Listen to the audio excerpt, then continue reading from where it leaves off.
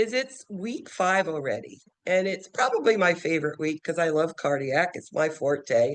And respiratory goes along with cardiac. So it is a very difficult area to understand. I think with the way I teach it, the way I show you your cahoots, I think it's going to make more sense to you.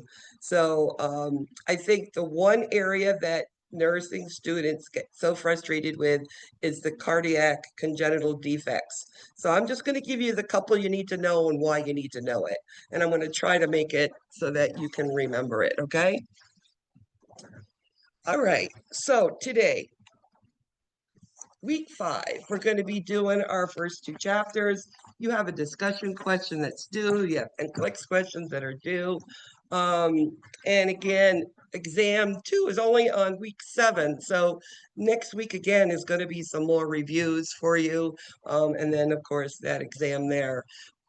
Exam 2 is a little bit tricky because of the different diagnoses, but I think as long as you're doing what I'm telling you, follow the PowerPoints, make sure you know the cahoots, you know the concepts, you're going to be good. So let's start out with, I did actually get the chance to split up my Kahoot, and I actually redid them again. So we have new respiratory, some old ones, but some new respiratory and new cardiac Kahoot. So I did split them. So we're going to start out first with, I'll go over the respiratory, then we'll do the respiratory Kahoot, then we'll do cardiac, and we'll do the cardiac Kahoot.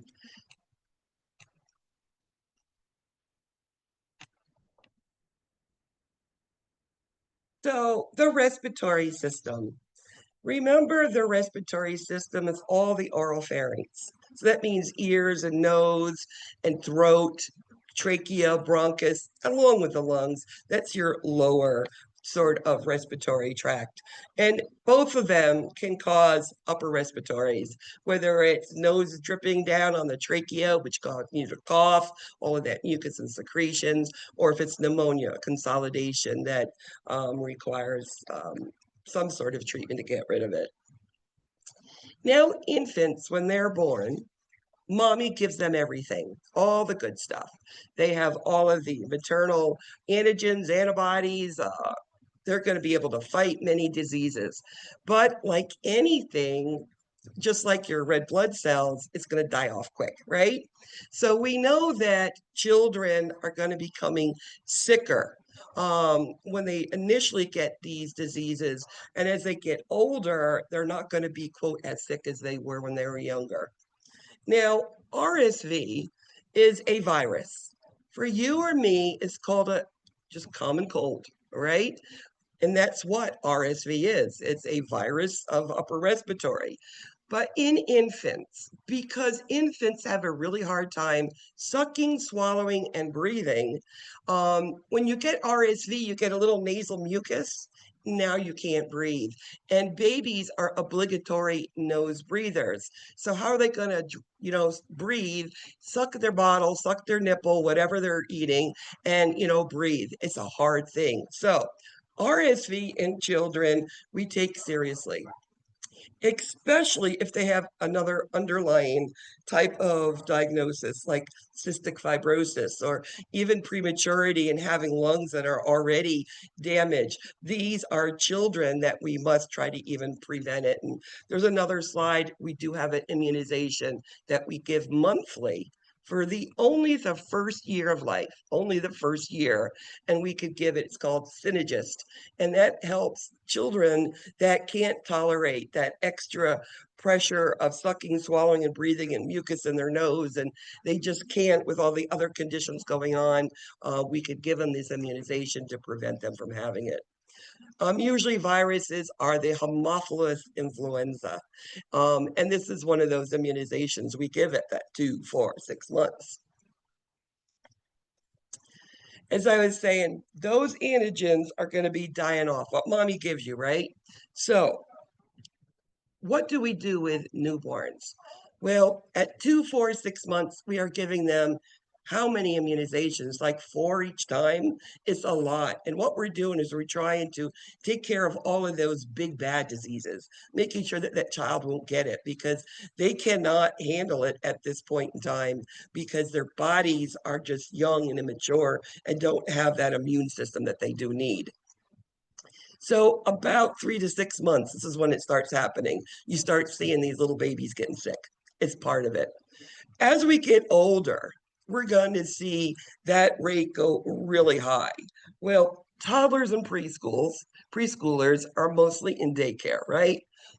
Or they're in preschool, which what do they do all day? They basically play and they play with toys. And where do the toys go? It goes in their mouths. And all they do is swap spit and toys all day long, and they're swapping the infections. And that's why toddlers and preschoolers, they're always sick. Ever hear a parent who just put their child in daycare for the first time? They're like, oh my God, my child's going to the doctor every week. They're sick. But their bodies are getting exposed to these diseases. Their bodies are making an immune system against it. So by the time they get to school, they're not going to get these diseases because they have that built up now. Now, ears are part of the upper respiratory. It connects the oral pharynx to your ears, right? You've got these eustachian tubes that are in the back of your throat, right? And you get all this mucus in your nasal, passages when you're sick, right? Well, this mucus goes to areas of least resistance.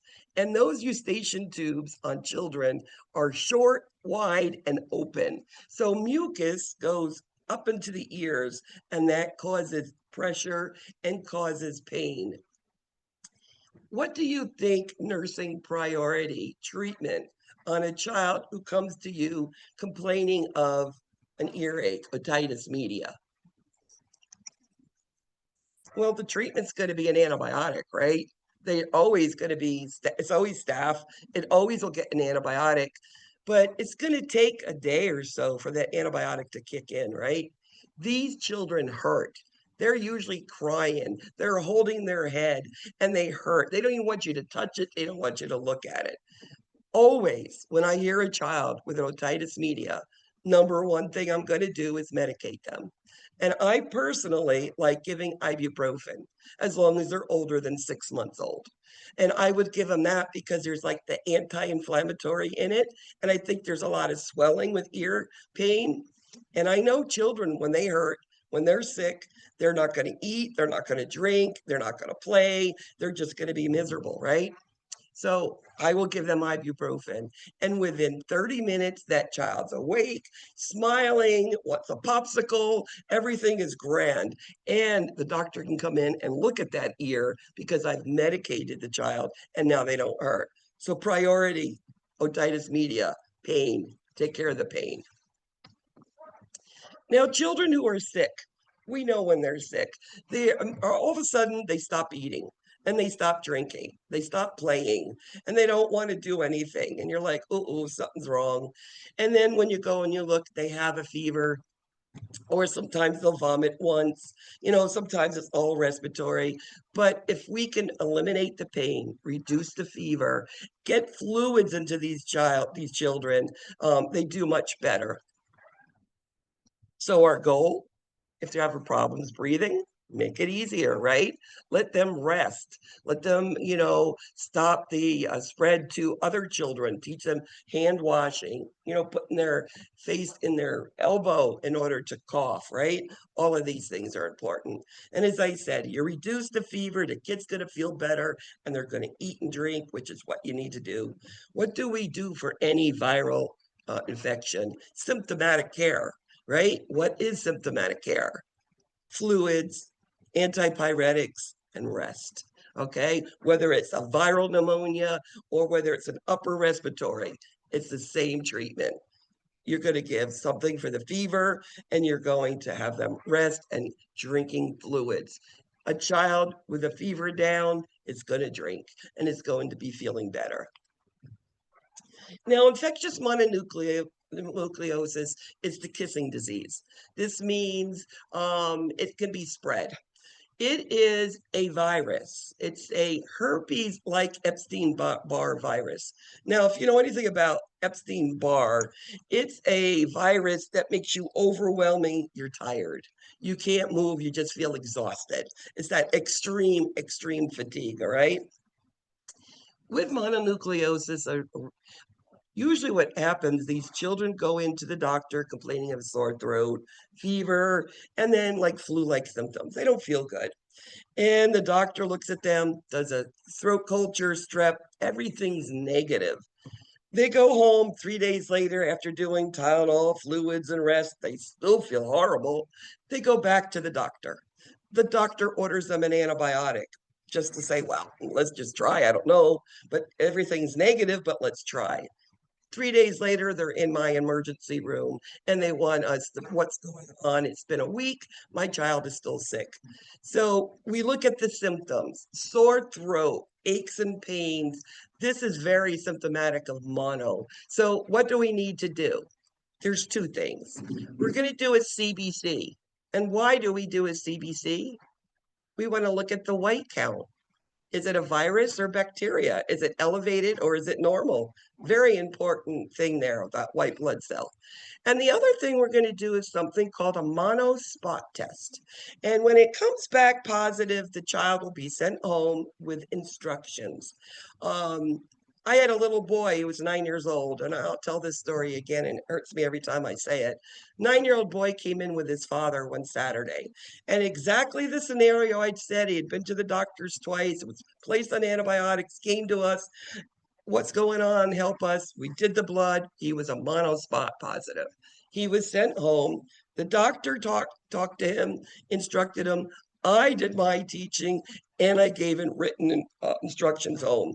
The biggest thing about mono is that your liver and spleen, lymph nodes get swollen. It's almost like a big balloon that if you touch it, it's going to burst, the liver or the spleen, okay? Well, the big thing is no contact sports, no PE, a minimum of 3 weeks, and until their pediatrician clears them, they can't go back for sports at all. Well, this little boy came in on a Saturday, and the next Saturday was the primary trauma nurse on duty, and we get a call. It was two boys out on an ATV in the homestead in the Everglades, and one of them fell off, and we had rescue helicopter go pick him up. He came to us, and it was my little boy with mononucleosis who was on the back of an ATV, who fell off, burst his spleen, and he arrived to me DOA because he didn't listen. This is from mono. Mono is a big thing. Teach them, protect their bellies, please. Now, bronchitis, tracheal bronchitis, same name, okay? It's an inflammation, and it's this dry, hacking cough, non-productive, and it's worse at night. You can't sleep. You want to sleep, and you cough, and nothing you do stops the coughing. So what we usually do is analgesics if you need them for the coughing, antipyretics. Humidity helps. A good humidifier would be good. And then some sort of cough suppressant, cough syrup, cough drops, something to help calm it down. Then there's croup. Croup is different from bronchitis. Croup is a barking, like a seal cough. You can hear this in a big gymnasium. One kid will start barking like a croup, and you will know that kid's got croup because it sounds exactly like a seal, and it's really loud. Again, it's another H influenza that causes these sort of things. Now, acute laryngotracheal bronchitis, croup, same thing, right? We know that what it could be caused by, and it's always this virus, usually. It's usually not a bacteria. So with croup, you're going to see them, usually they're sick with some sort of upper respiratory. They get this inflammation, and they start with inspiratory stridor. Now, why is it inspiratory stridor? Up here, this is all swollen. I can't get air in. But once it gets down inside, I can pull it out. Expiratory is fine. It's all inspiratory stridor. Asthma becomes expiratory. That's why I'm very careful to tell you this. Also, because of the narrowed airway and all the effort to breathe, you're going to see substernal retractions.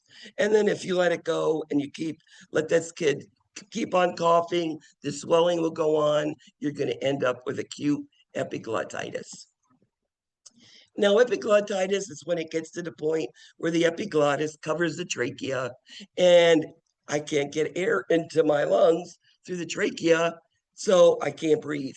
So this child is going to be a little anxious because they can't breathe, right? They're going to have, their throat will hurt.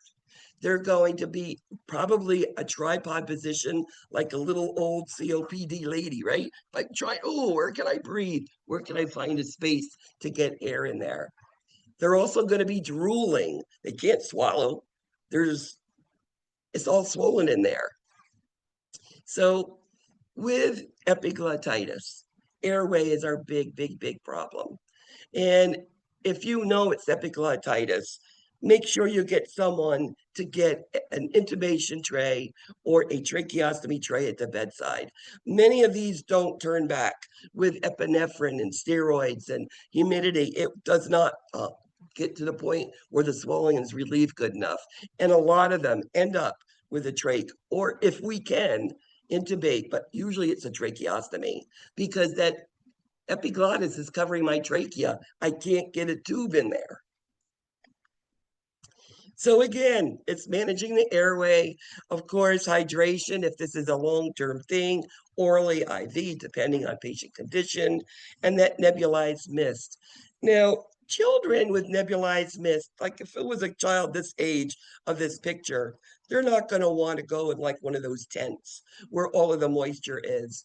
This would be a child that a mother could hold their child and put that steam in their face, and they're going to get it and be calm. And that's what you want with these children. They're anxious. They've got swollen airway. It hurts. They don't know what's happening. All they know is what's going on here. So getting that mist into them, of course, giving that epi, giving those steroids, all three of them, and it usually will turn around. As I said, RSV is one of those things that it's common cold for you or me, but for an infant, it's what we worry about. And it's usually from winter to early spring if you're in one of those environments. I mean, I live in Florida. It's like always summer and spring for me, but if the changing of weather is what a lot of times sparks RSV, that winter and then early spring is changing again. And there is that immunization. If you had a congenital heart defect, you had cystic fibrosis, or you had sickle cell, any immunosuppressive disease, you don't want that child to have to work hard at breathing. They don't have any backup to be able to handle that. So we give them prophylactically a immunization called Synagis palivizumab. It's a biologic, and what it does, it prevents that virus from hurting that child. Tonsils adenoidectomy is one of the most common things that we do for children, isn't it? So today, most of them are in and out. This is same-day surgery. They come in, they have surgery, they go home. So most of the nursing care is teaching these children on going home and taking care of themselves. So post-op tonsils, no irritating or high season food, as in no orange juice, oranges, citrus, stuff that will burn. If you think about what they do to take tonsils out, they take scalpels and they cut out those big things that are there. Then they take a cautery and they cauterize it. So like these big scabs that are on the back of your throat, and they do smell, they do ooze, they can come off, and you can really bleed if we allow that to happen. So avoid the seasoned foods, no gargling, vigorous toothbrushing, nothing in the mouth.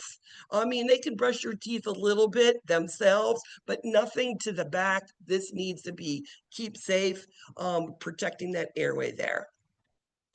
We also, for older kids, they like an ice collar. Young kids won't put it on there, but older kids, they like the ice and they know it helps. And these children will be home from school from 7 days to 14 days. And this is interesting, this chewing gum. Ever go up in an airplane and your ears pop? If you chew gum on the way up, it'll help. It's the same concept. Because of where the ears and canals are, older children get pressure in their ears. So if they chew gum, it pops their ears like they'd be going up in an airplane. And that's why it's the gum.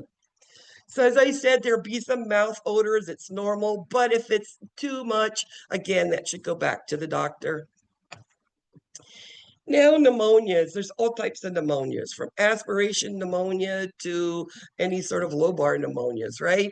They're bacterial, viral, mycoplasmin, and we have pneumococcal, but thank goodness we got a vaccine out for that because that's a pretty rough pneumonia to come around.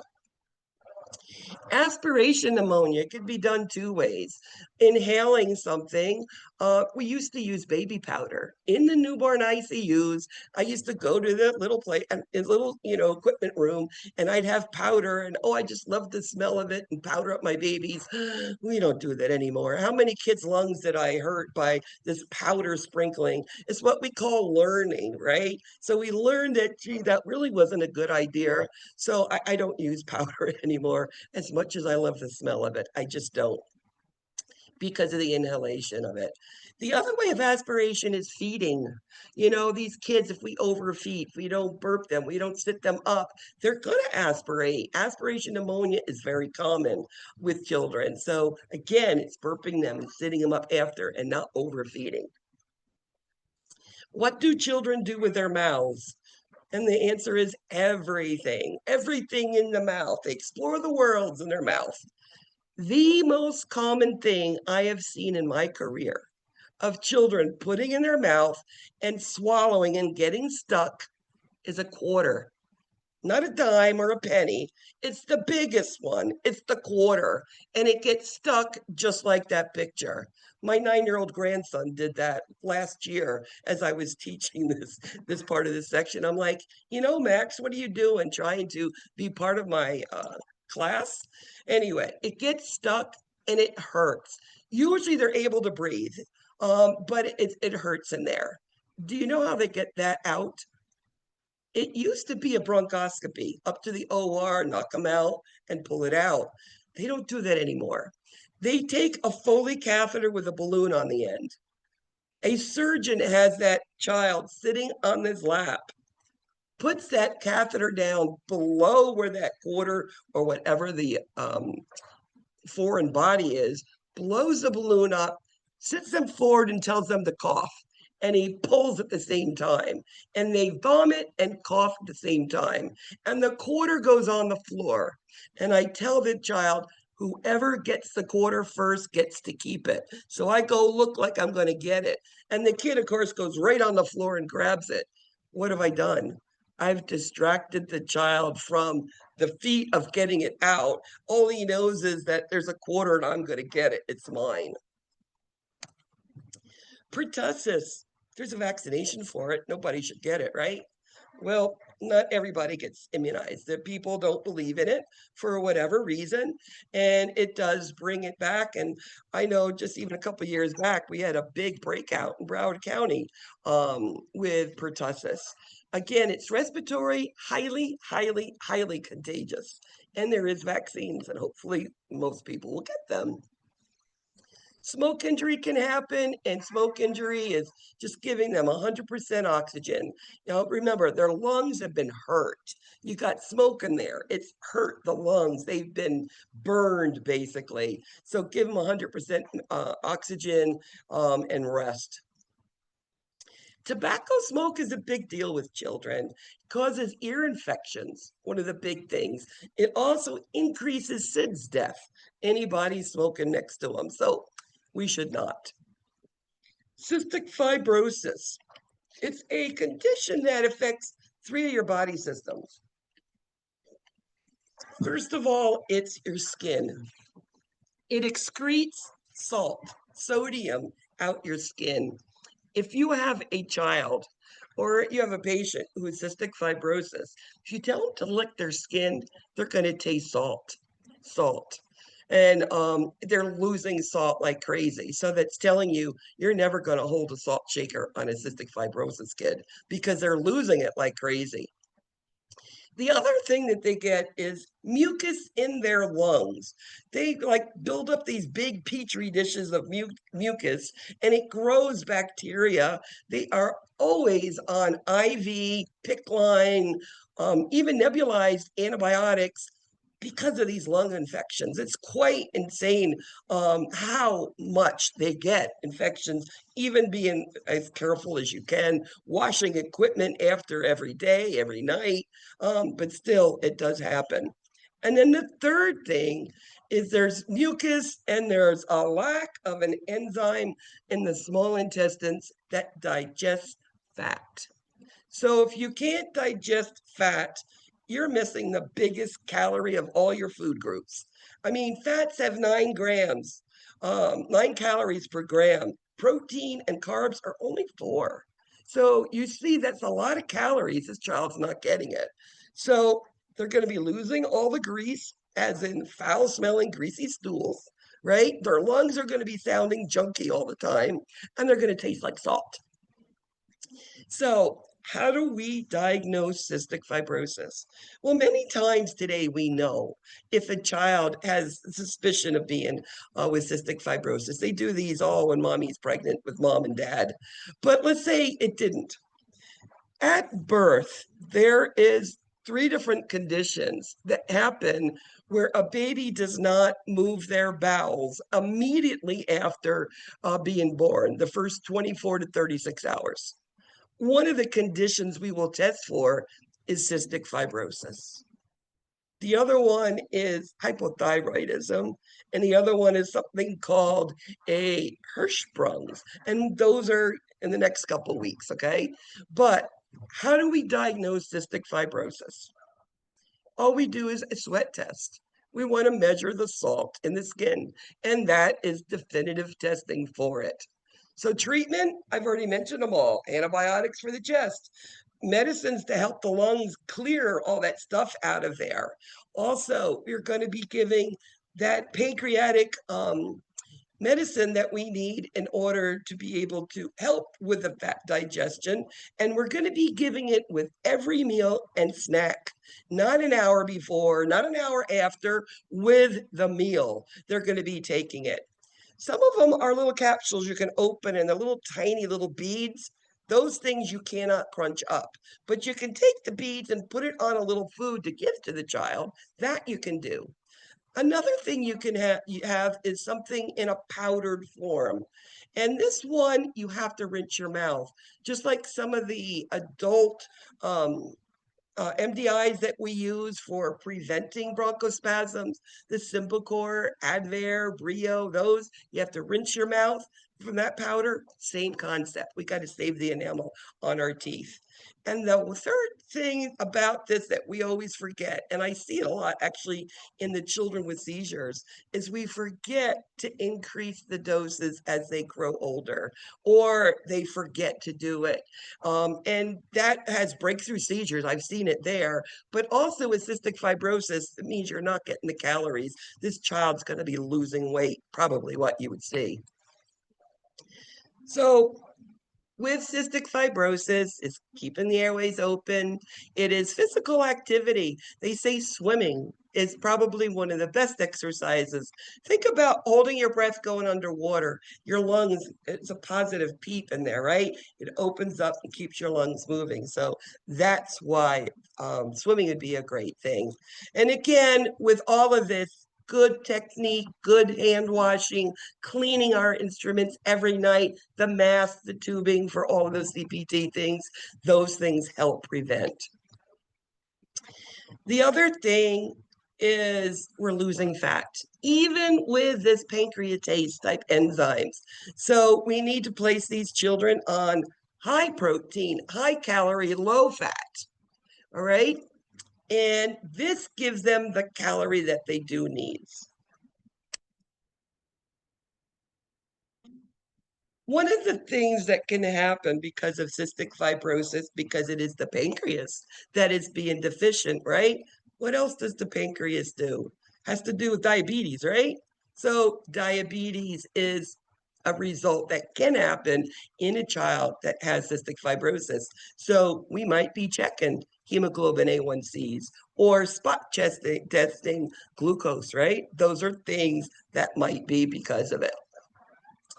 Now, women can get pregnant. There's not a problem. They can get pregnant. They will be a high risk for sure. Men cannot get their women pregnant. Something with the vas deferens and mucus, and they can't get the sperm to the woman to have a baby. But if they do a bilateral lung transplant, 1 year later, they're able to get the woman pregnant. And I took a picture and I showed you what the incision looks like. It's an intense surgery. They just fillet the chest open, take lungs out, and put new ones in. It's quite a big, big surgery. So, a man who wants to do that to have a baby, I think that's very commendable.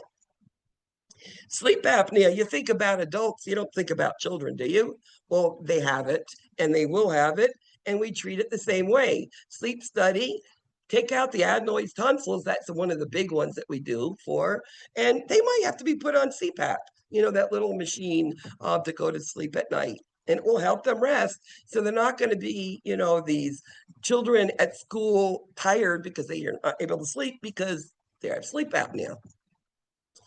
So acute respiratory distress syndrome. Now, your lungs get hurt a certain way. The one way I describe it is, how about you're in a swimming pool and you go under and you drown and you're floating in the bottom. Somebody goes, gets you, picks you up, does something, you spit out the water and you start breathing and everything looks great. No. The thing about lungs, it's up to 72 hours later where you might see the injury respond, where all of a sudden the lungs go into spasm, O2 sats drop, and you're unable to oxygenate, and you can't breathe. And that's because of a near drowning, because of the hypoxia that occurred during that, quote, small drowning moment. It also can happen for sepsis. Sepsis is the biggest one for shock, is the big thing. Children do not tolerate infections well, young ones. They don't have an immune system yet, okay? Trauma, chest trauma, and of course, drug overdose also. ARDS is very difficult to treat. This is a picture of something called ECMO. I actually was ECMO certified.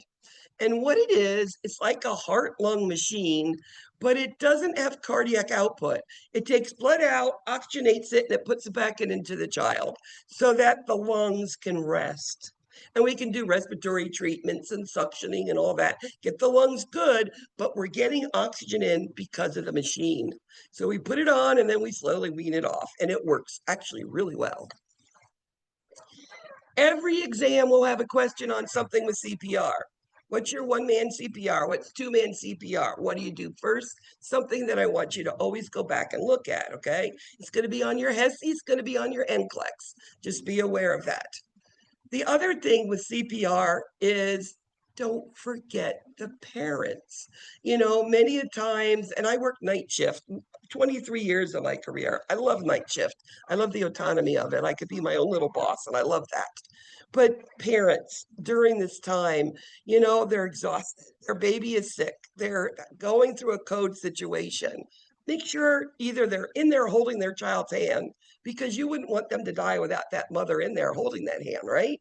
Or at least they're there and somebody's talking to the mother, helping her and guiding her through whatever situation. As in, don't forget, the parents are important there. Okay, so croup and all that oral pharyngeal stuff is all inspiratory stridor, right? What is asthma? Asthma is the insides of the lungs get all swollen. It is a bronchial hyperresponsiveness, and air goes in great and it gets trapped and it won't come out. So there is this prolonged expiratory phase. My husband went into status asthmaticus for 12 days in an ICU. He did not get intubated, but he was on max support, aminophylline, steroids. He had the BiPAP machine, not the intubated one, and all sorts of aerosols. And it was he would sit there and try to push air out. And at the end, you'd hear a squeak. That was all the air that he could get out. Air would go in, but I couldn't get it out. And it was difficult to watch him do that. In children, yeah, many of them do grow out of it, which is a great thing. But while we're in that mode, we need to make sure that we monitor them closely, doing pulmonary functions, see what's going on. I mean, we're going to be doing that little meter dose thing, looking at volume, making sure that the lungs are working well. Also doing skin testing. What are you allergic to? If you don't know you're allergic to cats and you have a cat in the house, which is causing asthma, it's going to continue to cause asthma. But if you know, at least you have a choice to give the cat away to somebody or put it outside, whatever has to be done, right? And the other thing with any sort of chronic disease like this, children must be made to feel normal. Not because I have asthma, I can't do this, I can't do that. No, what can they do? Well, if they're allergic to grass, you're not going to want them running around on a baseball or soccer field, right? But maybe you want them in a swimming pool or a tennis court. Things that they can do. They can go bowling, they can do all sorts of different things. But again, within what they can do. So this little boy here, look what he has. He has a spacer and he has this little MDI on the end. And I think it's great that little kids can put it there and hold it. And that will get the aerosol. It's better than sitting there for 20 minutes with an aerosol blowing in their face. You can do a little MDI, 2 puffs, get all the medicine, breathe out 4 or 5 times, and it works well.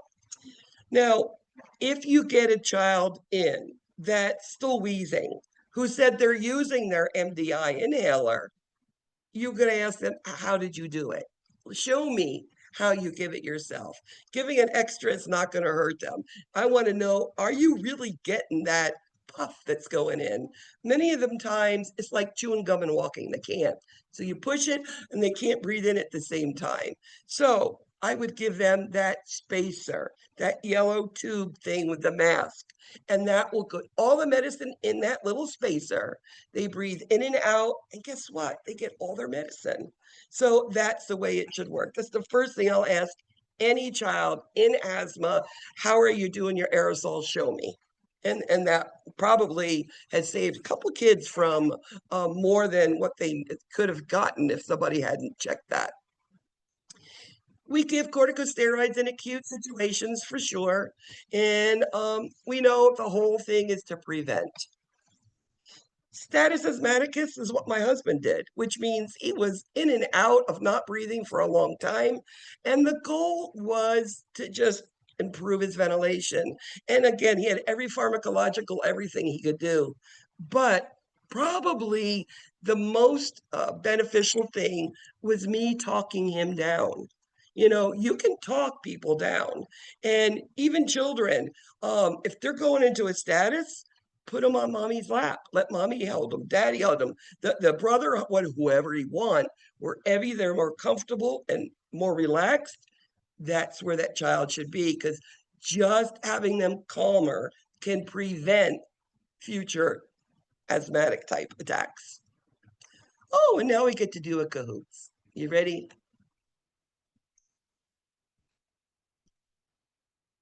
Who wants to win the first cahoot? Is that you, Haley? You want to do it?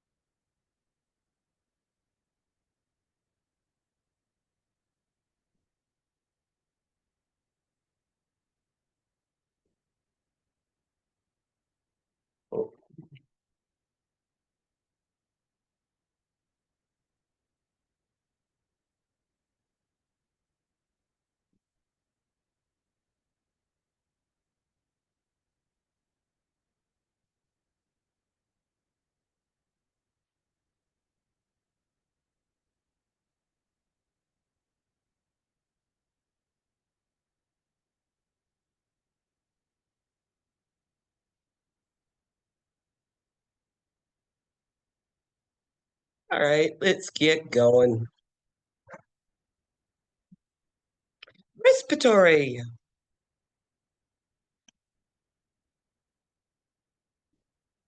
A majority of upper respiratory infections are caused by what?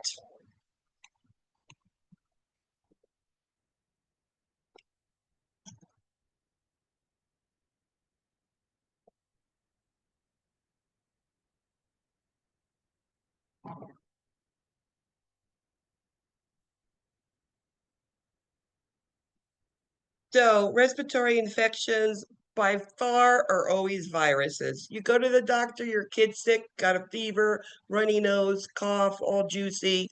You don't have strep or you don't have influenza. They're going to say, you're upper respiratory. We're just going to treat you. You're a virus. And that's always where it goes. You walk into a 6-year-old child's room and you find them not breathing and doesn't wake up. What are you going to do?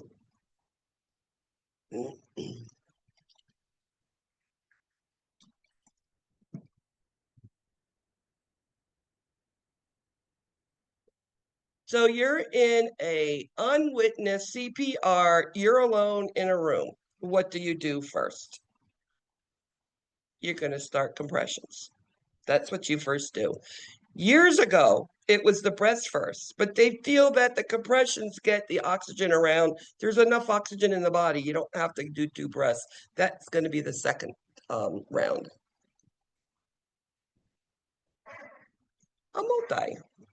What are some signs and symptoms that smaller children may exhibit that have a respiratory infection?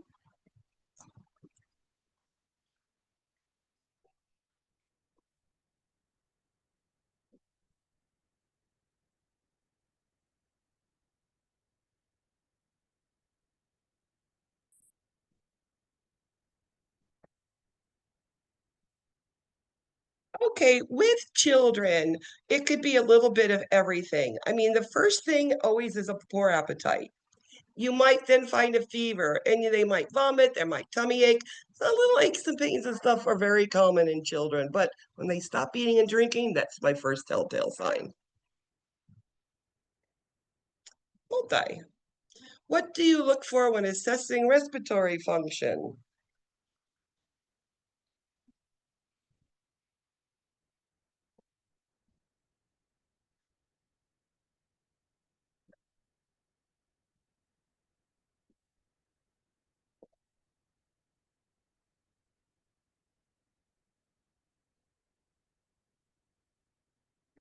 Oh, wait 1 second. The boss is asking me for something, so let me send it to her quick. And Dr. Brown wants, we get right away. So, when you're looking at respiratory function and you're looking at children, we can actually just look at them. Children are neat. They're well appearing and sick appearing, and there's no in between there. Look at the rate, the depth, the labor, the ease of breathing, the nasal flaring, the grunting, even the shoulders up. Between the clavicles, that is usually where children, it'll be pulling really hard when they're really working. What would you look for after a child has a tonsillectomy? And you're going to be teaching these things.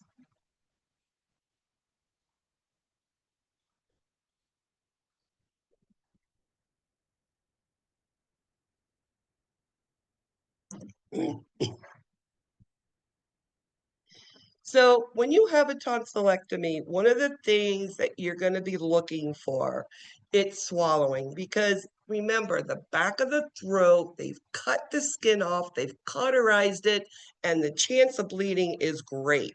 So if they are swallowing, they're telling you, hey, I'm bleeding. It won't always come out of the mouth, all right? It's sometimes they just swallow and swallow and swallow it. Another thing is with children with tonsillectomies, you never give them any red colored fluids or jello popsicles because you want to make sure it isn't blood. And the other thing, nothing in the mouth on tonsillectomies, croups, epiglottitis, nothing in their mouths. A multi. Nursing care for a child status post tonsillectomy include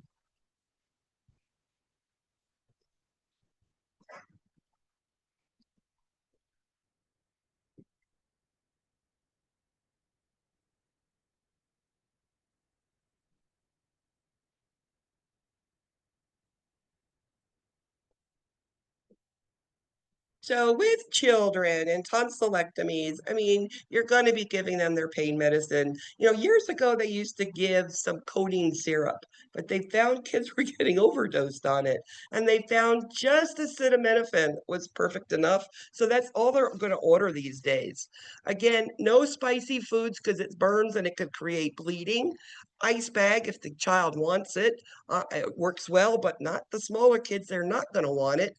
And then again, the gum, it's going to pop the ears when you get that ear pain on older children. A multi.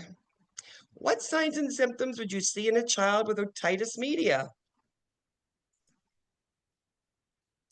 Where are the damn answers? On the screen. Oh, Silly goose.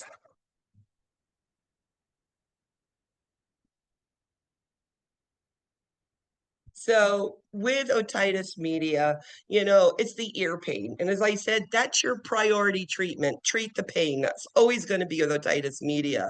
They're going to lose appetite. They're not going to drink. They might vomit. They might have a diarrhea, tummy pain. But, purulent ear drainage, that's when that ear has finally just popped. And all of that inside purulent drainage comes out from the inner ear. And it can ooze quite a bit. But those are the things you see. Multi. What would you suspect if a child has a dry, bothersome cough that keeps them awake at night? What did I tell you that was? I think this is the hardest of all things. It's because you don't really feel sick, but you've got this horrible, horrible cough.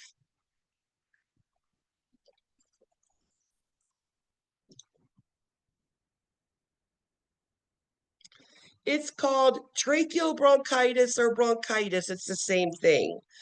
Asthma is not a dry, bothersome cough at night. No, that's all the time coughing, hacking, expiratory wheezing, right?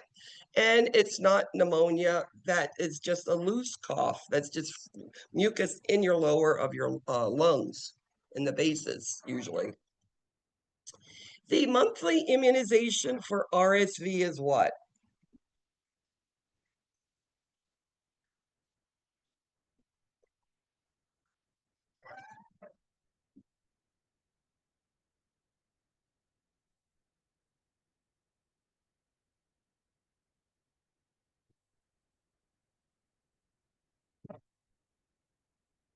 So RSV, the monthly is Synagist, or the other name is palivizumab, and that's a biologic. And again, it's for the first year of life, from winter to early spring. A 4-year-old child's been taking medicines for asthma, and they're still wheezing. What information is important? What are you going to ask? What do you need to know?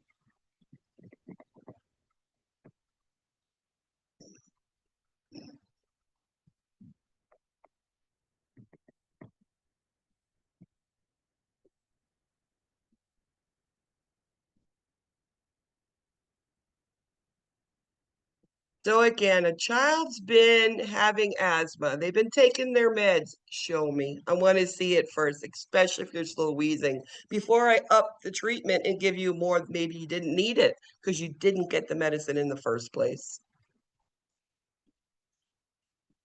An 8-month-old with croup exhibits what signs and symptoms of respiratory distress? So, what are normal vital signs on an 8-month-old? That's the first thing you got to figure out, because respiratory distress will show tachypnea and tachycardia, right?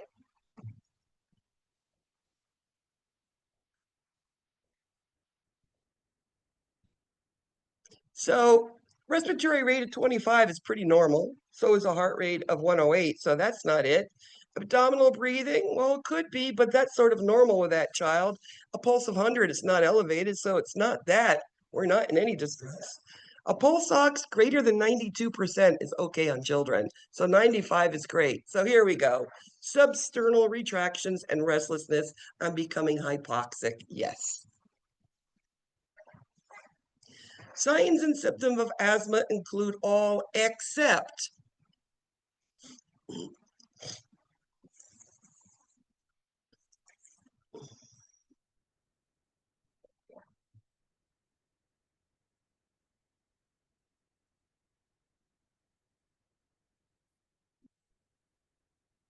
so it will have hacking cough. It's just coughing and you can't stop it, and you're coughing.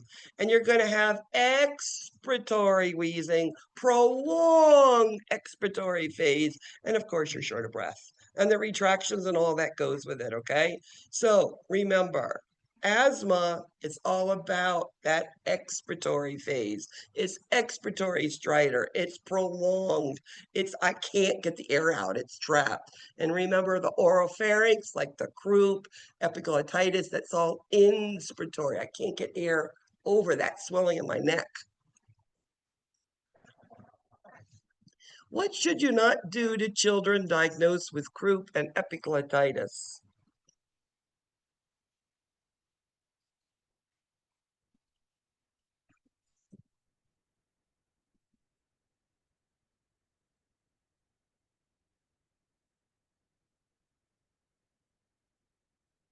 So when you have a child that has any swelling, irritation in, the airway, is do not do anything in their mouth, putting any tongue depressors or anything in there. It'll just increase the amount of swelling. We don't want to do that.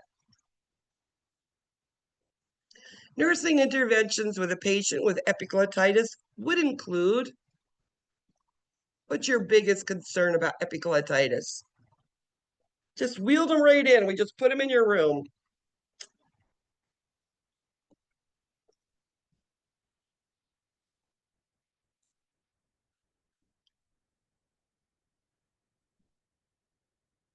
So the biggest thing about epiglottitis is being prepared for what could happen. Now, epiglottitis, many times we can take and we can give the epinephrine in aerosols and racemic epi aerosols and IV solumedrols and getting them sitting up and all that humidified oxygen. And it does help, but what if it didn't and all of a sudden that child went completely blue on you and you needed to intubate right away and you didn't have anything at the bedside? So making sure that intubation tray or trach tray or both are both at the bedside. Biggest priority that. Which triad suspects epiglottitis?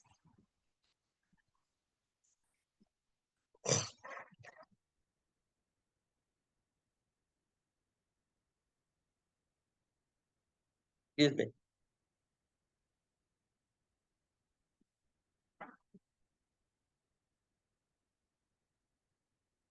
Epiglottitis is all about the epiglottis and the throat. Sore throat, difficulty swallowing, and these will drool. And they've got these frog-like gurgle sound of voice. They can't even speak correctly. It's all swollen in there.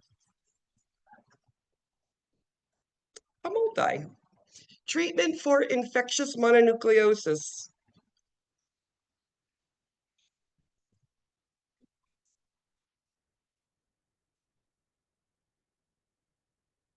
The kissing disease.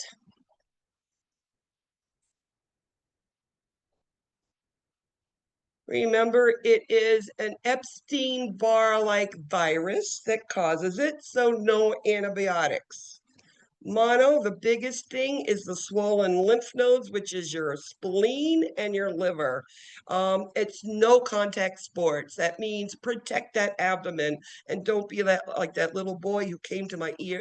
I mean, he came in dead on arrival and I saw who it was. And I'm telling you, I still see his face. It breaks me up. And another thing, just rest, antipyretics like you would do for any viral condition, right? It's going to be antipyretics, rest, fluids. Same thing for this, but no contact sports. Protect your tummy. A multi. When doing an admission on an infant with a low-grade fever and a loose cough, what information is important? I mean, you've got to admit this child, you've got to place it in a room. Where are you going to put this child? They have all this stuff. What more do you need to know? They got a fever and a cough. What else do I want to know? I got to take care of you.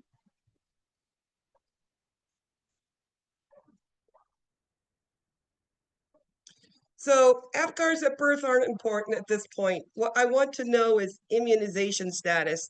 I want to protect me and other children on the unit, right? They've not been immunized. It's a cough and a low fever. Is it something more contagious? So you always think that way. So immunization status, probably the most important of all of them. And then you need to know medications when they got it and the fevers so that you can continue giving the antipyretics when they're due.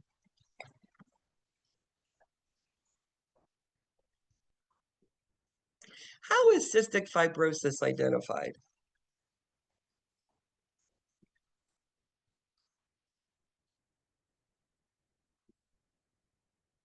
So, I mean, we can suspect it when there's no stool at birth at first 24 to 36 hours if we didn't know, right?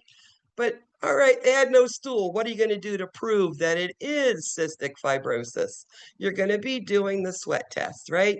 And today we're doing all of those pre-delivery newborn screenings, right? We do them, mom and dad, we're taking all sorts of blood to make sure. So there's no surprises at birth. A multi. What is included in the plan of care for a child with cystic fibrosis?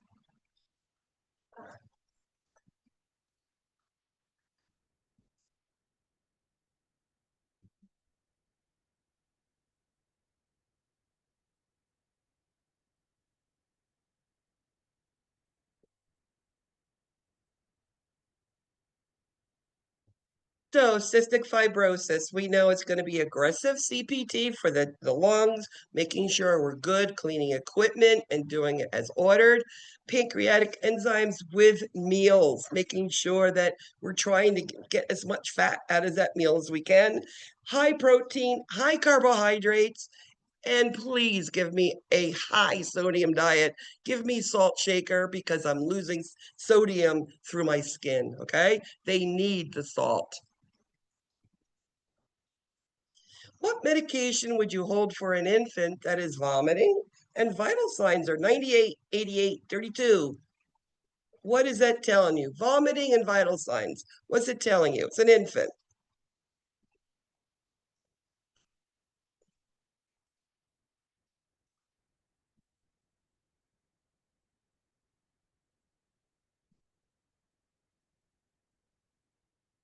So when you see vomiting on an infant that is on digoxin, always assume it could be dig toxicity. Okay, it might be the only sign you see. In this case, the heart rate was, lower. Yes, it was. Many times it isn't yet. So an infant on dig vomiting, you're gonna hold the dose, call the doctor, probably do a dig level, and also do electrolytes, looking at potassium, okay? Those are what we would do. All of these meds here, we do give to infants, hydralazine to raise blood pressures, metoprolol to slow down heart rates, and enalapril for blood pressure to keep it going. So yes, all of them can be used, just so you know. Which information is the most important when rheumatic fever is suspected? What is rheumatic fever all about? You're going to have polyarthritic joints, you're going to have a rash, you're going to have this weird with your chorea that you can't control your muscles and movement, right? And it all started because they had a sore throat that was probably strep and it went untreated, or it was treated but not completely. So it is caused by strep. So how do you think you treat rheumatic fever? We give an antibiotic to treat the strep. As simple as that. Signs of shock in children include all of the following except shock is an important thing. What signs and symptoms do we see? There's a couple here, but I'm going to tell you a few more.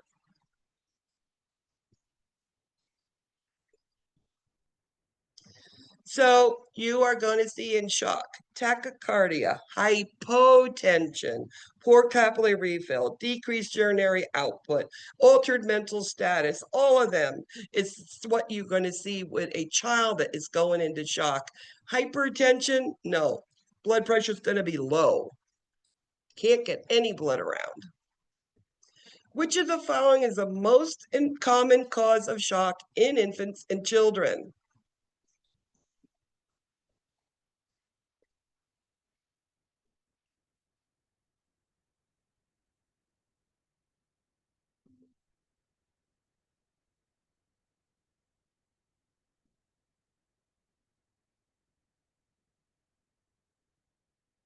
So the most common cause is infection, and in children, infections, because they're not used to them, it will overwhelm them. So it's figuring out those little telltale signs. In infants, one of the signs, the initial signs that we see is little periods of apnea and bradycardia. As simple as that, not temperatures or anything like that. It's a child that's heart rate slows down or respiratory rate slows down. That is telling us the child is having an infection, it's going septic. Just that simple little signs. A multi. Signs and symptoms of rheumatic fever include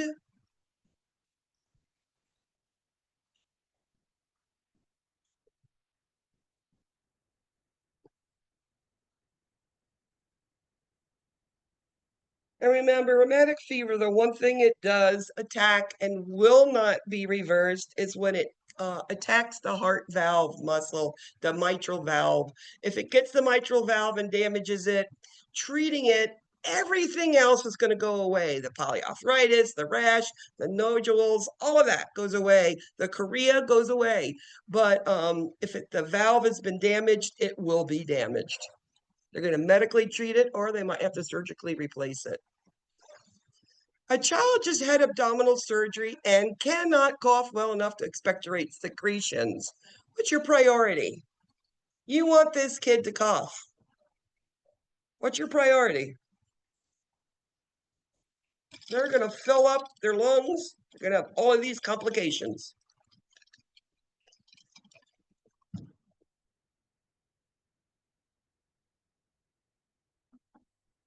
And what we need to do is number one, priority, one thing, medicating for pain.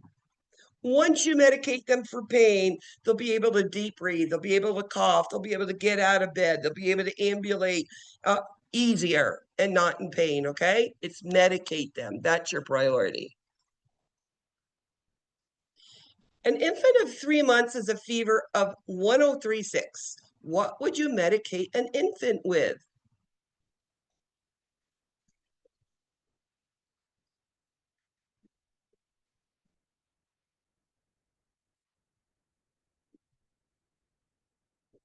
We never give ibuprofen to an infant under 6 months old.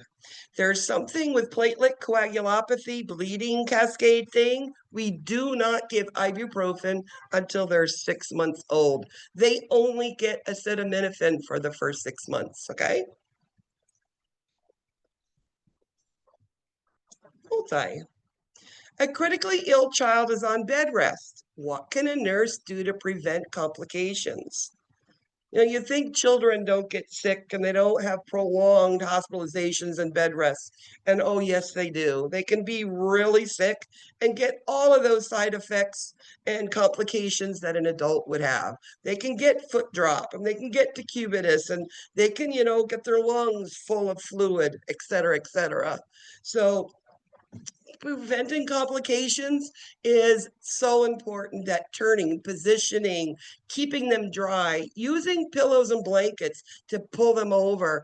I mean, little children, I would take little beanie babies, little stuffed toys, and put them next to their head so that they're looking at something nice instead of bings and bangs and all of the tubing around them. And they would just stare at their little beanie babies or their little, stuffy bears or whatever they have. Now, elevating the head of bed, can that help? Well, if their condition allows them to elevate the head of the bed, sometimes you can't. How can oxygen be delivered that is easiest tolerated and accurately monitored for infants? And many times infants are born with something called tachypnea, transient tachypnea of the newborn, TTN. And these children just need a little bit of oxygen for the first day or so, and then they don't need it. But you want to give them oxygen, but we want them to not be with things taped to their face. You know, when we give an oxy hood, it's a clear plastic thing on them. And we can actually go up to about 60% on an oxy hood that we can give them accurately. And we know what it is. We put a little probe in there, which will tell us. You give a nasal cannula, you have to tape it on their face to hold it on. So they're always ripping it off with their fingers.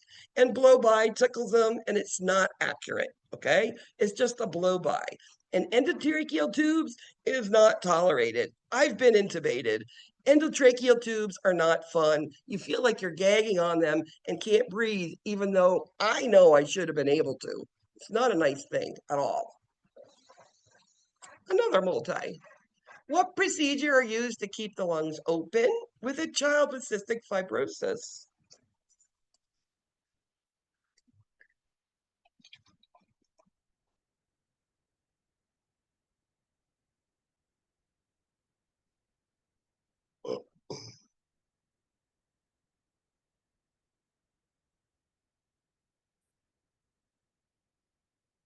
So we want to do deep breathing, chest PT. We want them exercising. We don't want them ambulating PRN. We want it more like QID. We want more than just whenever they feel like it. It should be more consistent than just that. And last question, a multi. Children with cystic fibrosis require pancreatic enzymes with meals. What teaching should be done?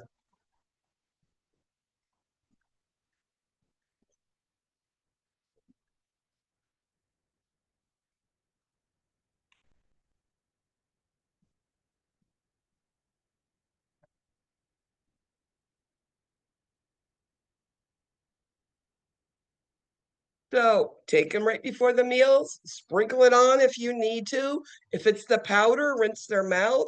And again, increase their dose as they grow. All right, let's see how we did with this one. Number 3, Leandra, good job. Number 2, Marilio, good job. Number 1, P. Number 4, Christina, and somebody's exhausted. I understand. Nursing school is rough. I know it is. All right, let's go back to our PowerPoint and now finish with cardiac.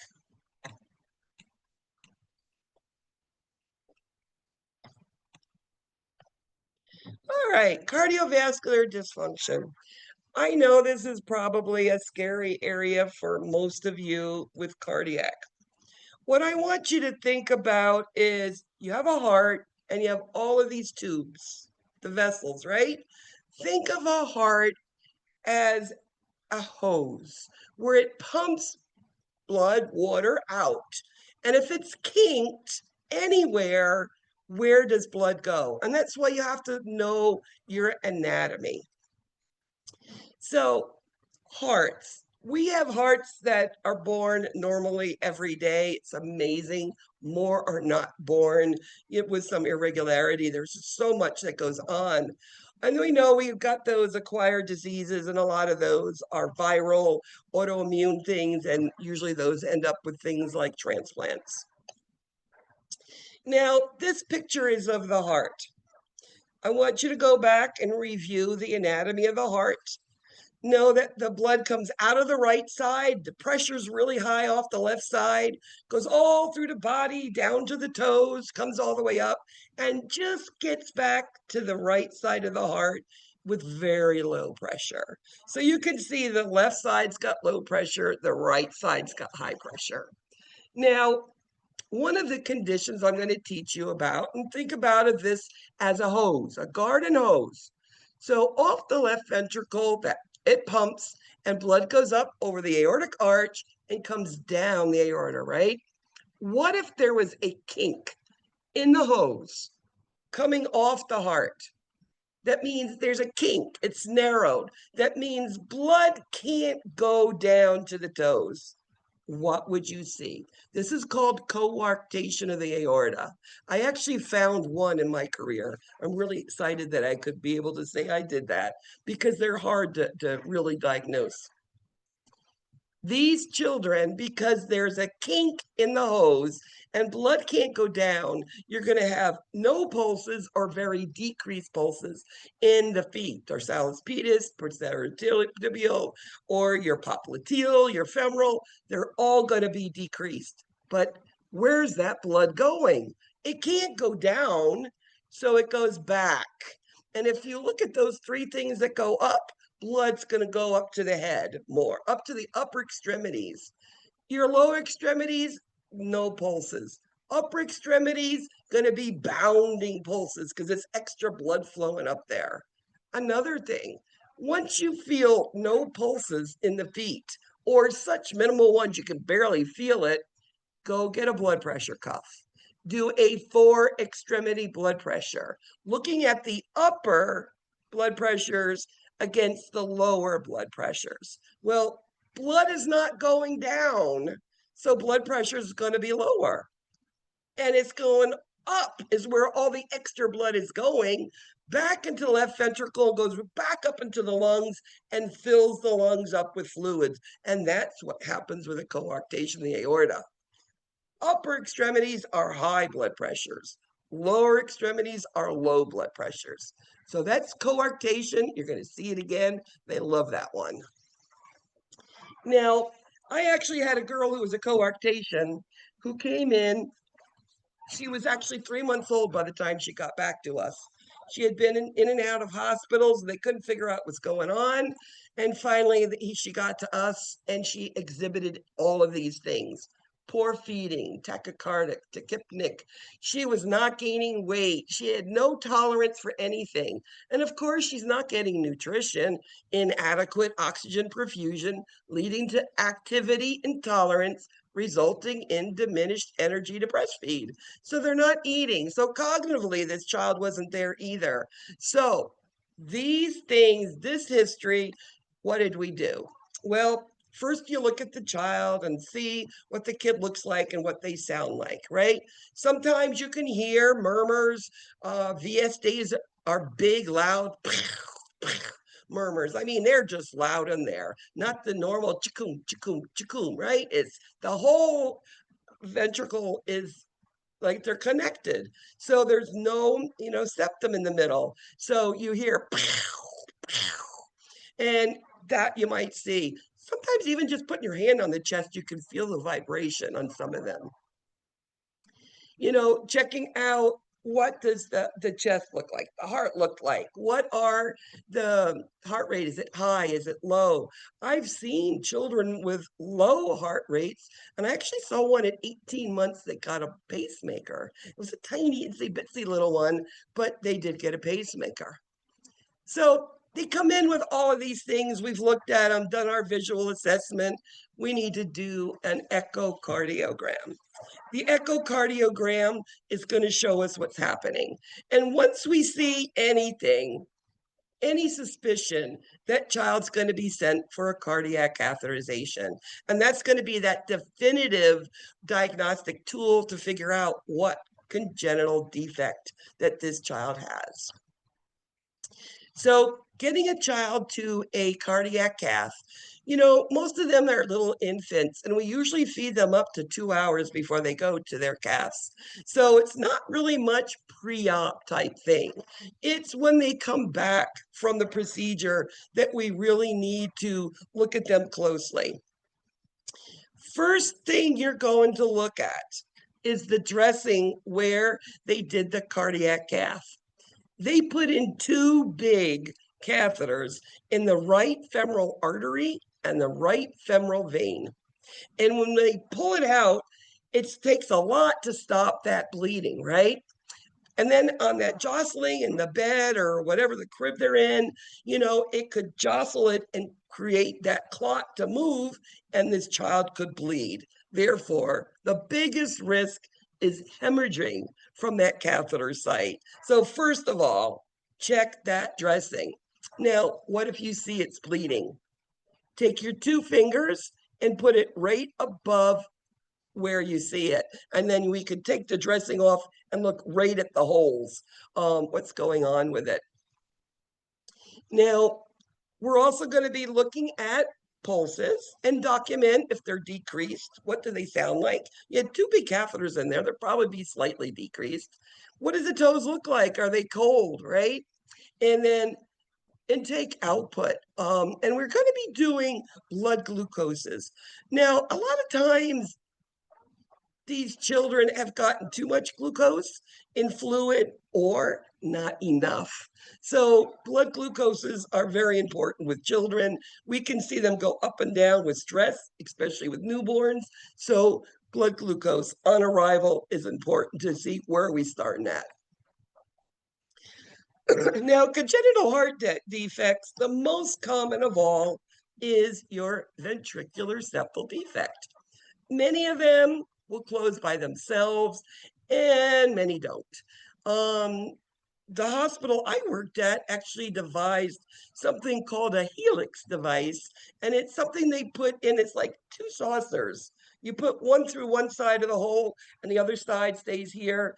And without surgery, just putting it in through the catheter, it goes in and it blocks the hole, and the children does well. With that little device in there, it just stops the VSD. Oh, the other thing with this one is knowing that one of the big common children is your Downs children. Downs children are, when you think congenital heart, Downs, that's the one thing that we always will check first with these children. As I mentioned, the right side of the heart has low pressure. The left side of the heart has more. And the reason is there's 4 pulmonary veins that come from the lungs that go to the left atrium. So there's a lot of flow going in there. Now, look at that picture. If I had a hole between the upper chambers called an ASD, atrial septal defect, look where that blood goes. It goes from the left side back over to the right side. So what does it do? It reoxygenates. It will go back into the lungs again. So that's one of the things. ASD, VSD, you're going to see that moving around like that. Now, increased pulmonary blood flow, I just said that. ASD, VSD, both will cause those things. I'm going to go into the PDA in a second. That's what I call fetal circulation, or that's my oxygen giver when I need it for certain children. We've already talked about coarctation of the aorta, and we know that's a kink in the hose, right? Now, the most tested of all your congenital cyanotic heart defects is tetralogy of Fallot. Ever hear of something called a TET spell? All of a sudden, the pulmonary artery, it closes, like a piece of tissue goes over the end, or it spasms, and no blood is going from the right side of the heart back up to the lungs. So no oxygen is going to that child. So this is a child where we're going to do something called a knee chest. We're going to take the knees and push them up to the chest. And what that does, somehow it takes the abdominal cavity pressure and the chest pressure, and it pops it open. It changes pressure, and it will allow blood go back into the lungs. So knee chest for tetralogy of Fallot. Older kids, by themselves, they just squat. Why? I don't know, but it is a knee chest. It's what happens. Now, transposition of the great arteries. There are 2 arteries that are in the heart, the aorta and the pulmonary. They're switched. So it means no blood is going to the body that has oxygen, because the oxygen is here and the systemic is over here. So there's no oxygen. So guess what? Transposition of the great arteries needs an oxygen giver. It needs that patent ductus arteriosus open, or that fetal circulation connection. We need to keep it open until we can fix the heart, okay? Now that PDA, what is it? It connects the aorta to the pulmonary artery. So you're getting oxygen going systemically to the aorta. So I'm giving oxygen to the body. At birth, usually they close up within 3 to 5 days. They say up to like 18 days, but I've never seen it that far. Usually 3 to 5 is pretty close. So initially, these children do well. And then all of a sudden, we start to see them turn blue as it PDA closes. So this is something that we will look at. Sometimes we need it open, sometimes we don't. When it is open, we're going to listen to this loud washer machine murmur. It's like cha-choom, cha-choom, cha-choom. You can hear it swooshing, blood flowing around in it. That's what it sounds like. The other thing that we see is their blood pressure. The bottom number is very low. Usually a normal blood pressure on a newborn, like our normal is 120/80, theirs is 60/40. So that 40 is an 18. So if we're saying that we want that PDA open, we see it as an 18, we know we did our job. Or if we want it closed, we see that number come up, again, we know that it did its job. So when we want the PDA open, we have to replace the hormone that mommy's not there to give anymore, and that is called prostaglandins. We give a slow, continuous infusion, and it's an oxygen giver. It gives oxygen back to the body where there was no connection, all right? It maintains cardiac output and oxygen saturation levels. That's what you need to know about prostaglandins and a PDA.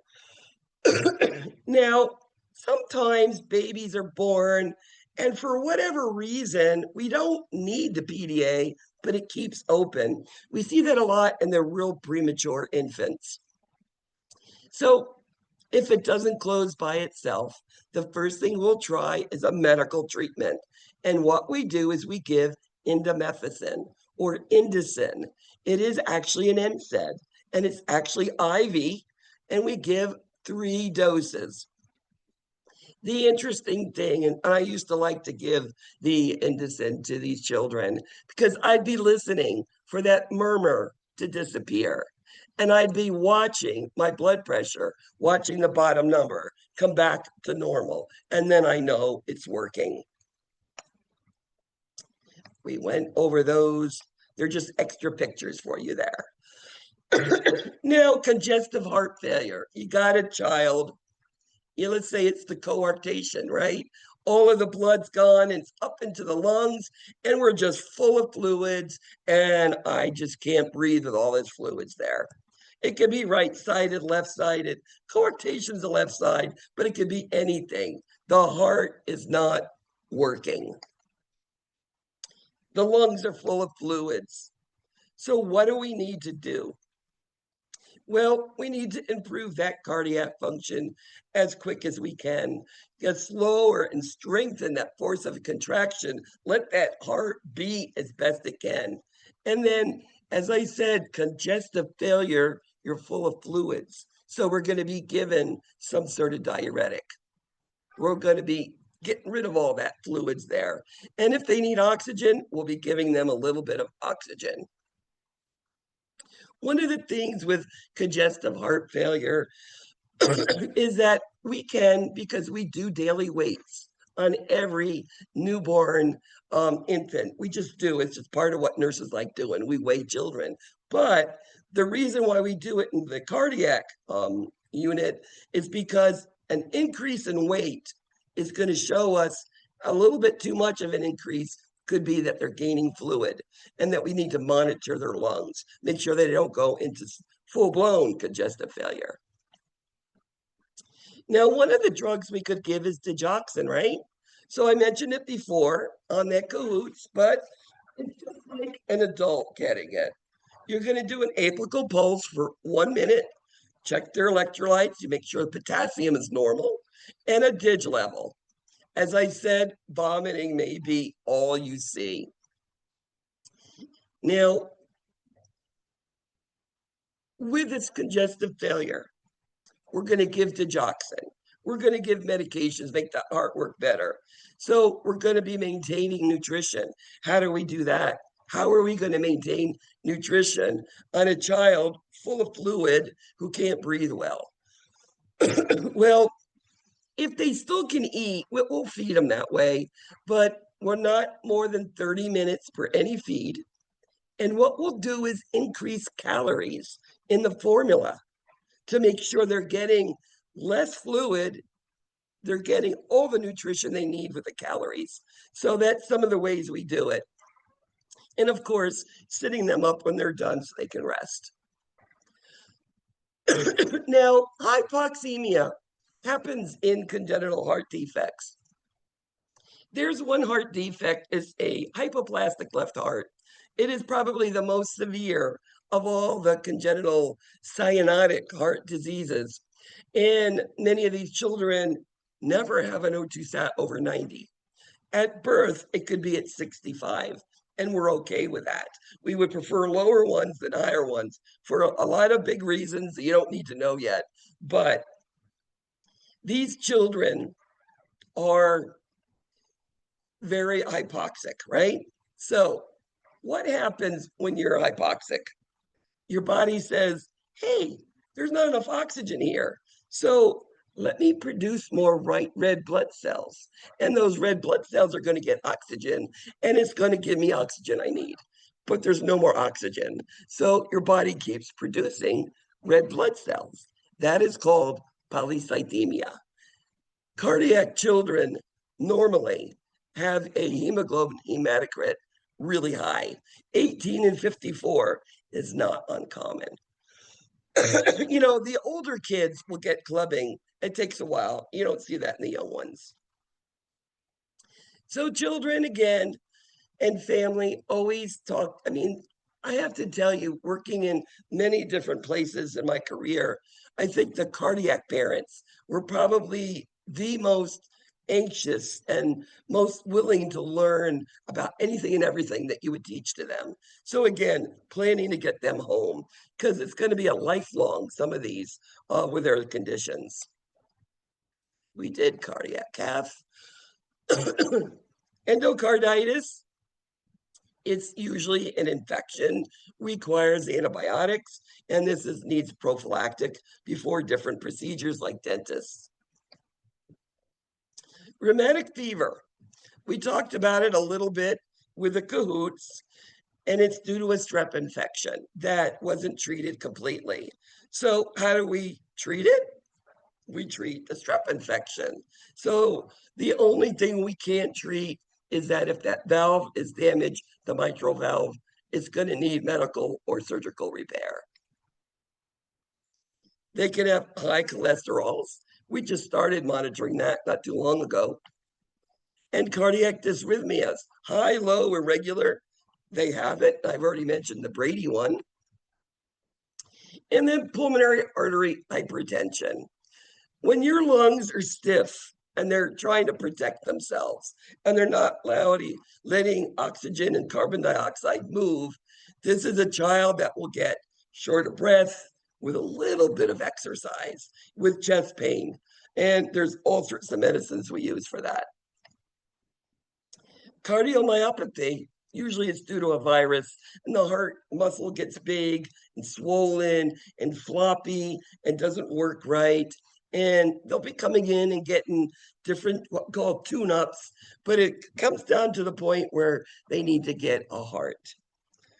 On heart transplantation, the largest reason for death is rejection. Rejection. Chest tubes are common in cardiac. If you're having surgery, you're going to have a chest tube. 1, 2, 3, 4, 5, 6 of them, depending on the size of the child and what they've done.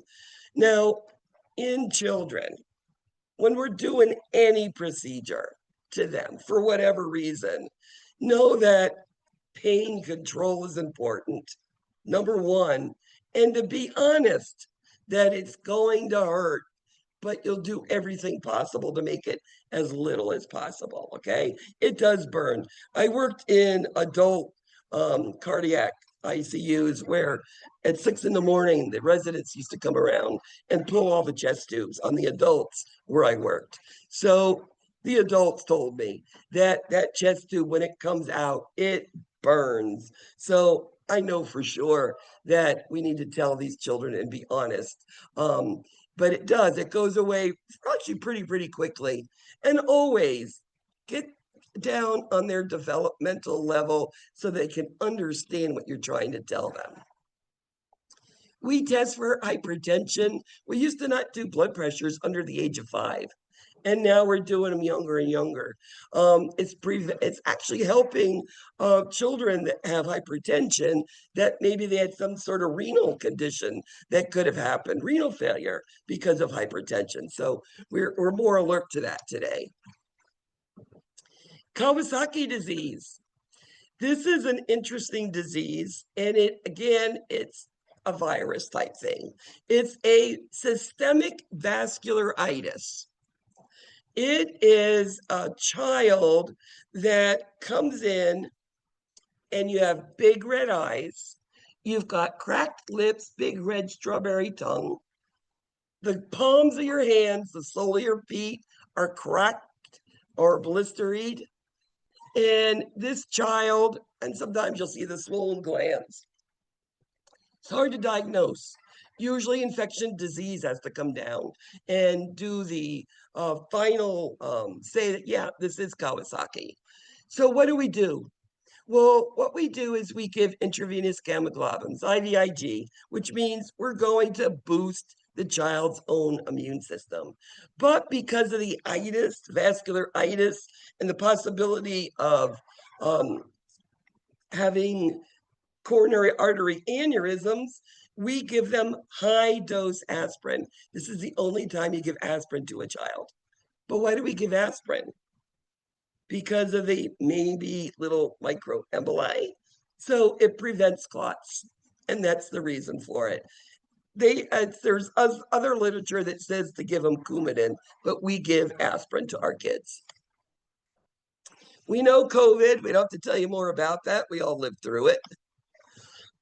Shock. We know what shock is. I've already mentioned all the things, knowing that septic shock is probably the most common in children. Anaphylaxis, we know children can go anaphylactic to many things. Again, what are they allergic to? Keep them away from that, or have them EpiPen with them. Septic shock, as I said, it's that big thing with children. It's knowing the early stages and never letting that kid get to those late stages. It's knowing that apneas and bradycardias, or, older kids, maybe a low-grade fever, or just that little, hey, I'm not feeling well. It's something that children will tell you. Toxic shock, this is your adolescence. This is tampons. And surgical closure of the patent ductus arteriosus would result in which of the following? Remember, it's an oxygen giver. It takes pulmonary artery and gives blood to the aorta. So what happens when you close it? You tell me.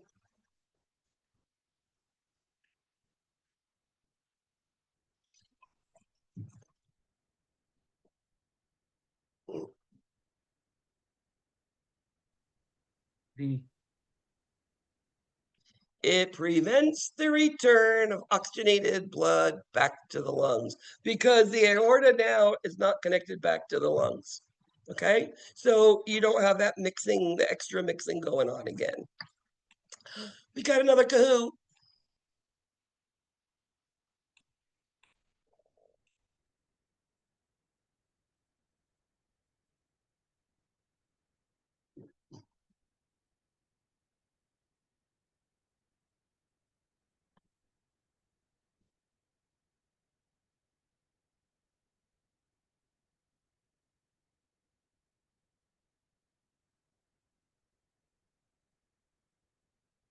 I think there's 20 questions here.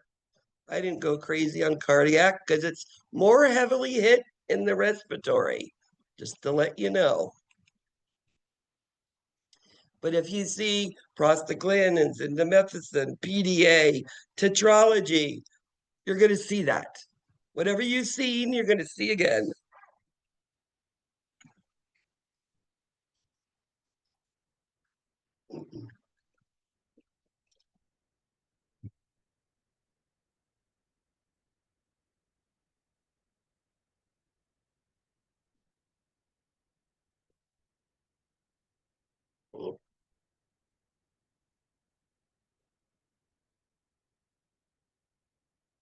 All right, let's get going. Should be about 20 minutes early getting out.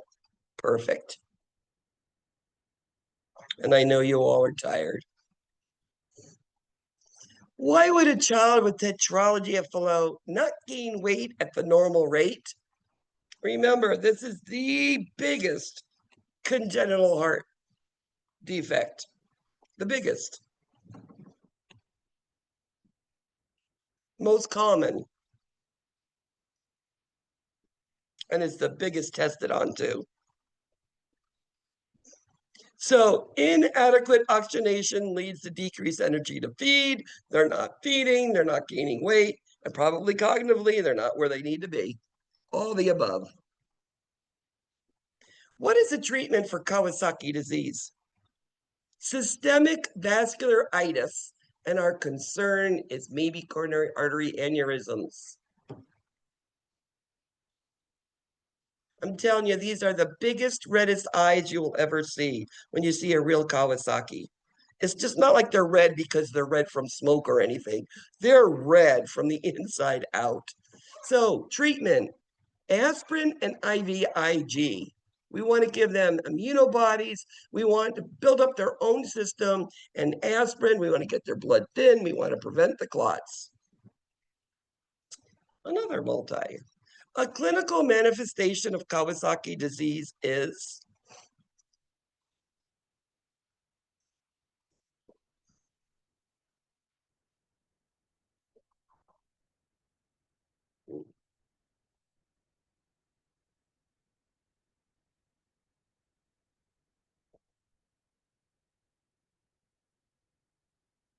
so Korea is rheumatic fever.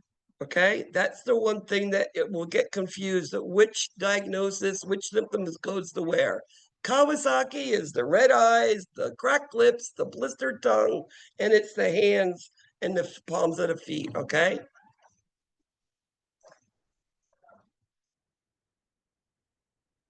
Which of the following best describes the pathophysiology of Kawasaki disease?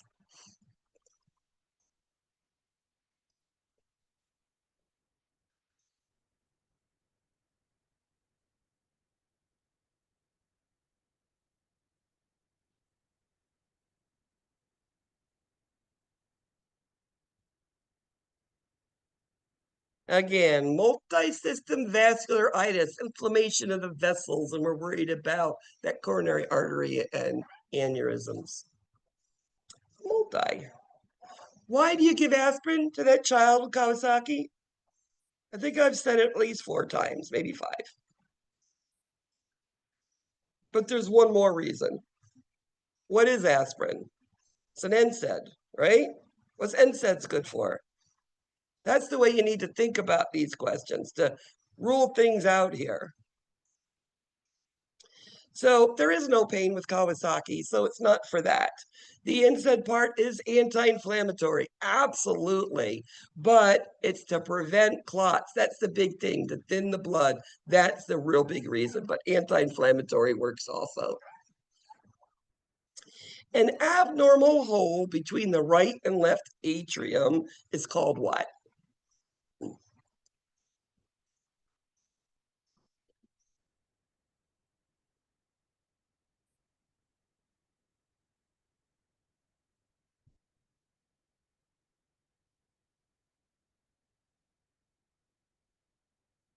Is called an atrial septal defect.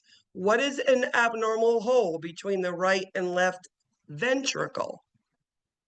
A ventricular septal defect. Okay, the septum is the thing that connects, takes the right and left side away from each other. That is a septum. Okay, when there's a hole, it's either on the ventricle side or the atrium side, the up or the bottom of the heart. What is the treatment for tet spells? Tetralogy of Fallot, you're having a tet spell, you're turning blue. I had my Nolan Ryan at 5 o'clock one morning. A little 1-month-old baby had a tet smell on me. That kid went from pink to gray, black, purple in 10 seconds. It was scary. And immediately I need a chest. Get the doctor, need a chest, and trying to hyperventilate the child. It is scary. And that squatting is older kids that, have it and they haven't been fixed yet. They just somehow know how just to squat and they fix themselves. Not many kids get old with that, but some of them do. A multi. Why is prostaglandins given to a child with transposition of the great arteries? What did I tell you? What is prostaglandins used for? It's used to keep a PDA open. So if you're transposition, why do you need a PDA open? What does a PDA do? It's an oxygen giver, right? So it helps with oxygen and it maintains cardiac output. Prostaglandin has nothing to do with antibiotics or endocarditis, none of that stuff. All it does, it keeps the PDA open to give oxygen. That's what it does, prostaglandins. And in this case, it's oxygenation maintaining cardiac output because you're getting oxygen. The heart's happy. What is the purpose of giving indomethacin to a neonate with a patent ductus arteriosus? What does indomethacin do?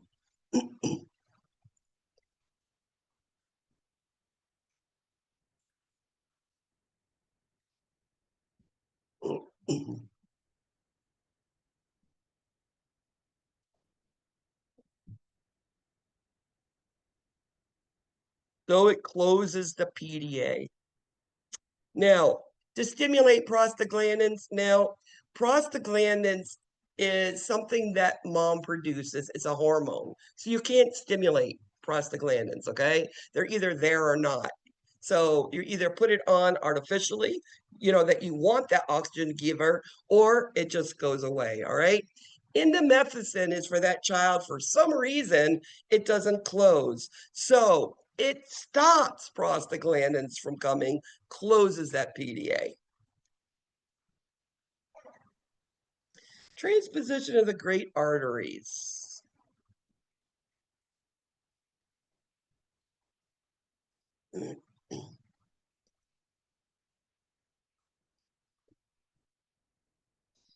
Well, what are the great arteries of a heart?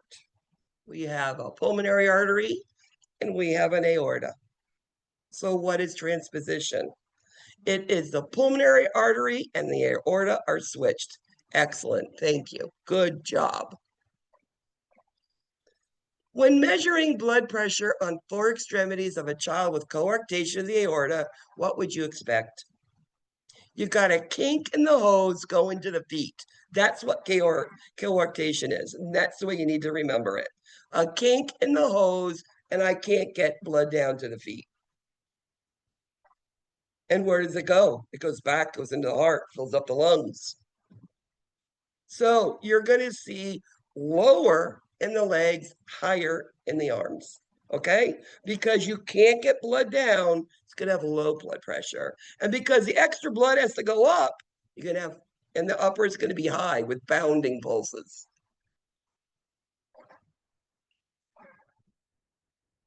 Early signs of heart failure in infants include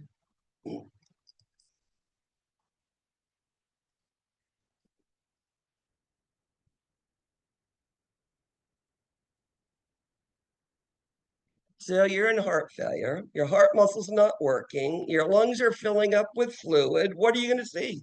That's how you have to think of heart failure.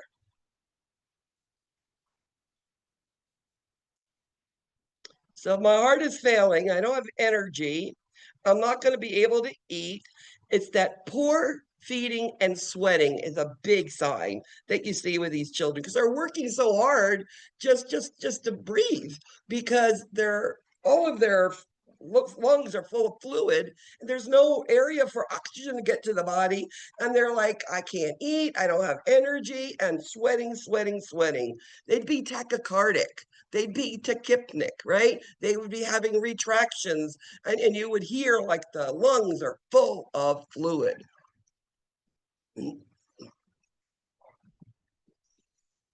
Multi. Signs of heart failure in a 3-week-old with congenital heart disease.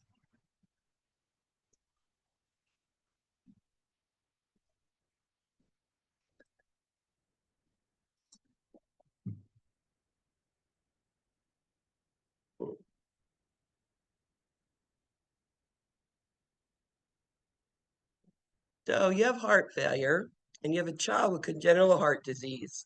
So in heart failure, what do you see?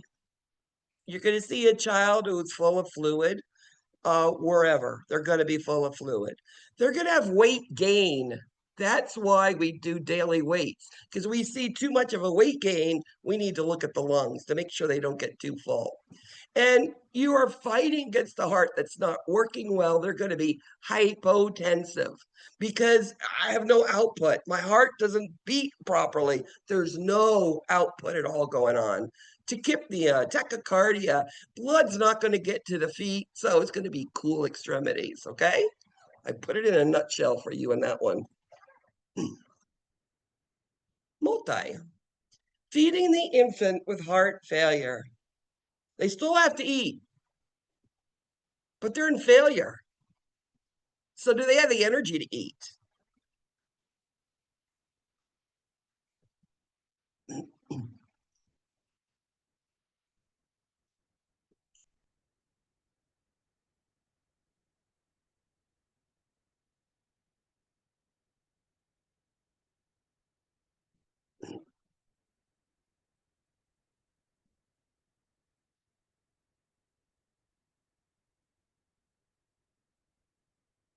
Okay.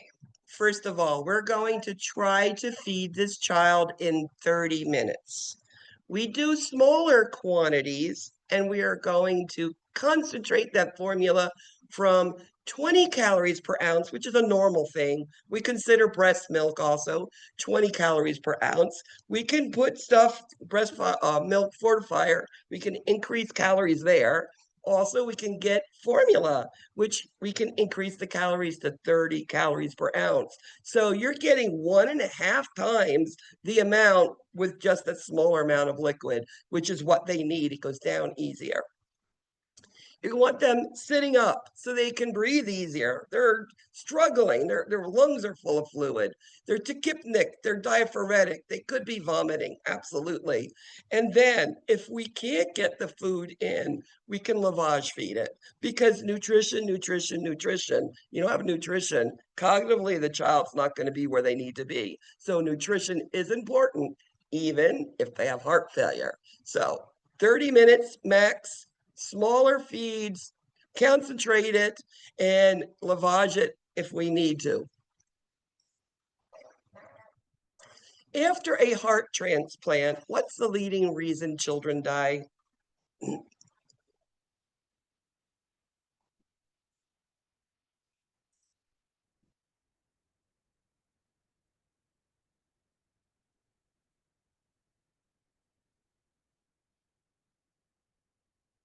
Rejection. Okay. It's the heart they put in there. They don't like it. And even with all the immunosuppressants, whatever, it is still the leading reason. Nursing care following a cardiac catheterization. Remember, 2 big catheters were placed in that right femoral artery and right femoral vein. We've pulled them out, put a dressing on, and we've sent them back to your unit. Here's your child. What's your concern? Number one, assess that insertion site for a hematoma, because that's the biggest side effect, the biggest contraindication, the biggest worry is bleeding out from that thing, okay? The other thing is the leg that they've done the cath on, you cannot bend it.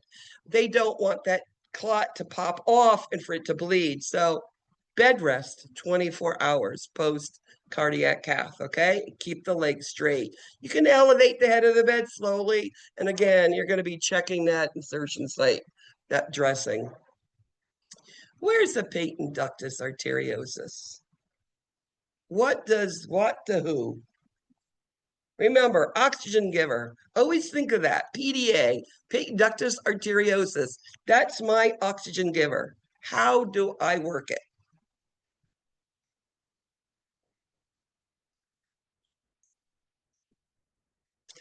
It connects the aorta to the pulmonary artery, the two arteries it connects, right? Aorta to pulmonary artery. It takes blood from the lungs and put it directly systemically to the aorta, which goes to the body systemically. So, patent ductus. A multi. What is sign of ditch toxicity in infants?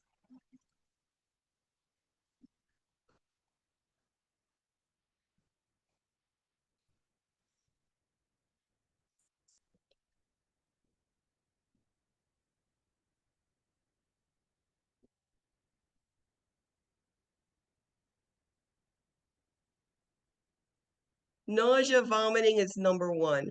Then the decrease in the heart rate would be. Now, this is a dig toxicity in an infant. When did an infant tell you they were seeing yellow spots? That's for adults. And that's why I put that in there, because only an adult would see the yellow spots. And dig has nothing to do with infection. What are the signs and symptoms of heart failure in children?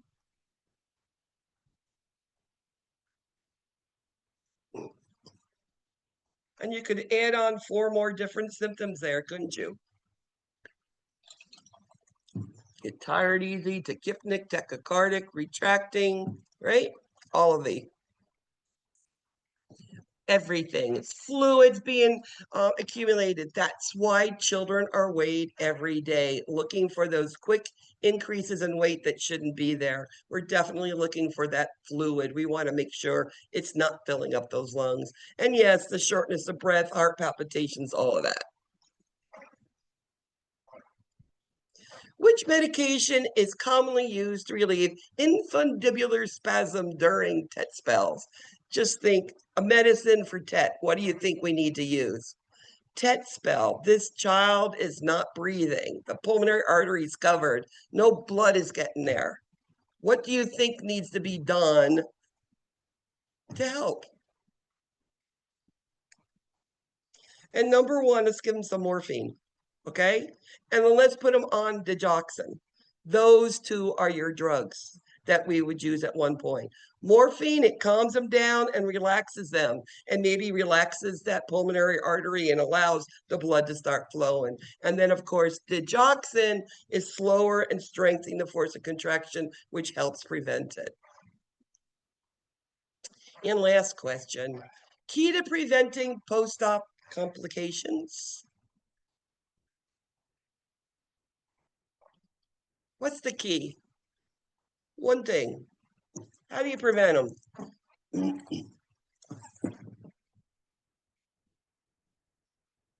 Let's just say get them up, get them moving quick, right? Cough deep, breathe, get them up and moving. Now, how are we going to do that?